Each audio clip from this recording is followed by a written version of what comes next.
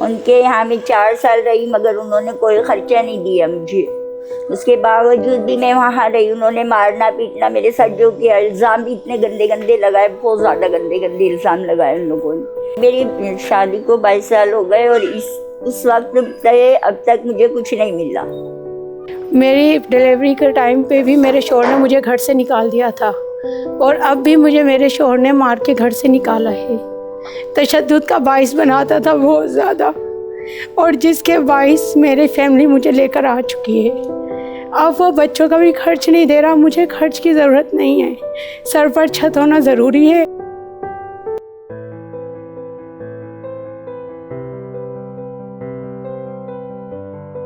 Legal aid society जो है वो women rights to legal and marital property में काम कर रही है।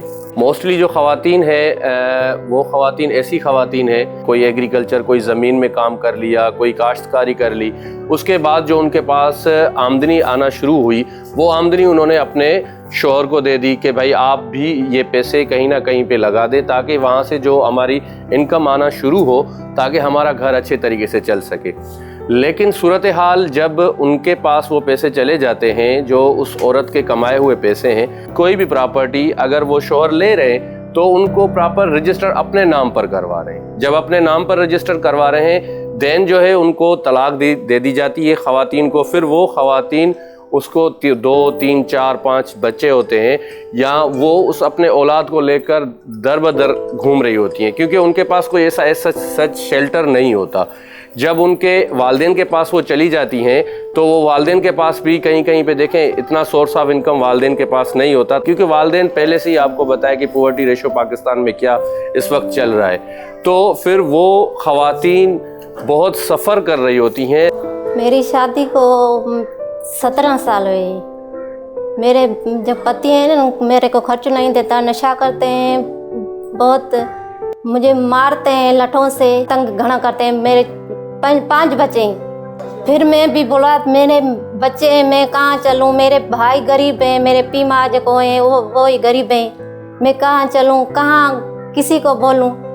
मेरी शादी को 14 साल हो गए हैं। 14 साल से मैं बहुत परेशानी में हूँ और मेरे जो ससुराली हैं उन्होंने मुझे बहुत तंग करके रखा हुआ है, ख़ासकर मेरे देवरों ने।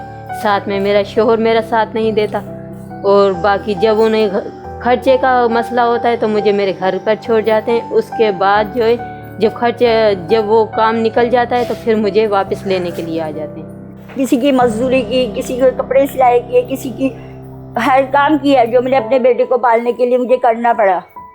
तो मैंने हर चीज़ को अहमियत दी और मैं अपने बेटे से ज़्यादा मैंने उसकी पूरी ज़िंदगी अपनी ख़राब की बेटे की वजह से, सिर्फ कि मेरा बेटा पढ़ लिख कर मेरे काबिल बनेगा। चलो वो छोटा था तब बात और थी, तो लोग किसी तरह पल गया। अब वो बड़ा हो गया, ज़ाहिर उसका महाना बांधे या उसको ऐसा ही कि कोई घर वगैरह दे इजाज़त में से, या भाई इसको अच्छी नौकरी दिलाए या उसको कोई कारोबार खुलवाए। और ये भी नहीं होता तो अपने घर जो उनकी ज़मीन वगैरह हैं उनमें से इतना हिस्सा तो देना, बच्चा अपना घर बना ले या अपना कारोबार कर सके। मेरी मैरिड को 3 साल कंप्लीट हो गए। मेरा फर्स्ट बाबा है और अब मेरे फर्स्ट बेबी हुई है। बहुत अच्छी जॉब भी करते हैं, बाकी बच्चों का खर्च और मेरे खर्च से वो भागे जा रहे हैं और उन्होंने मना भी कर दिया है। जब कोर्ट में मेरा खर्च और मेरे बच्चे का खर्च बांधा गया तो उन्होंने मुझे फर्स्ट डिवोर्स भेज दिए, क्योंकि उन्हें अपना अज़दवाजी जायदाद में हकूक़ नहीं मिल रहा होता है। इसलिए वो ख़वातीन फिर कोर्ट में आ जाती हैं। फिर हम उनके मेंटेनेंस के केस फ़ाइल करते हैं। अगर किसी को मेंटेनेंस चाहिए होती है तो फिर हम उनका मेंटेनेंस का सूट फ़ाइल करते हैं। या काफ़ी ख़वातीन को तो ये पता भी नहीं है कि ये हमारा हक़ है या नहीं है। क्या यहाँ पे आम तौर पर ये औरतों को बताया गया है कि अगर एक औरत को अपने शौहर तलाक दे दी तो उसके बाद उसका कोई खर्च वगैरह उसके बच्चों को नहीं मिलेगा। तो लीगल एड सोसाइटी का पहला काम है कि लोगों को, औरतों को ख़ास तौर पर अवेयरनेस देना, उनको अपने राइट के बारे में हम अवेयरनेस दे रहे हैं। हम मुख्तलिफ कम्युनिटीज़ में जाके सेशंस कंडक्ट करवा रहे हैं जिसमें से हम उनको बता रहे हैं कि रिलेटेड टू मैरिटल प्रॉपर्टी में आपके क्या राइट बन रहे हैं। अगर औरत को तलाक हो जाती है तो उस सूरत में औरत को कौन कौन सी जायदाद मिलेगी, दुल्हन के तवाइफ जो उसके गिफ्ट वगैरह हैं, उसकी ज़ाती जायदाद, ठीक है। और अगर वो हामला है, प्रेग्नेंट है, तो उसको बच्चे का खर्चा मिलेगा, ठीक है। और जिसकी अगर उसकी औलाद है तो उसको मेंटेनेंस का खर्चा मिलेगा। ये तलाक की सूरत में औरत को मिलने वाली चीज़ें हैं। क्या क्या मिलेगा? जहेज का सामान, 3 महीने 10 दिन तक इद्दत टाइम पीरियड, बच्चे हैं तो उनकी मेंटेनेंस, ठीक है। अगर उनकी कोई ज़ाती जायदाद है तो वो उनको उनके नाम पर होगी। अज़दवाजी जायदाद समझते हैं आप क्या होती है? कभी सुना है ये लफ्ज़ अज़दवाजी जायदाद? क्योंकि जो सामान लड़की को मिलता है, जो गिफ्ट्स, जो भी सामान लड़के को मिलता है शादी की रात, शादी वाले टाइम जो लड़की को सामान मिलता है वो लड़के को मिलता है। और शादी से पहले जो लड़की और लड़के का होता है, उसके बाद जो दोनों इकट्ठे कमाते हैं। शादी के बाद लड़की और लड़का जो भी घर से सामान लाते हैं और उसके बाद जो भी साथ में कमाते हैं, जो भी उनसे बनाते हैं, उस दोनों में दोनों का बराबर का हिस्सा होता है, ठीक है।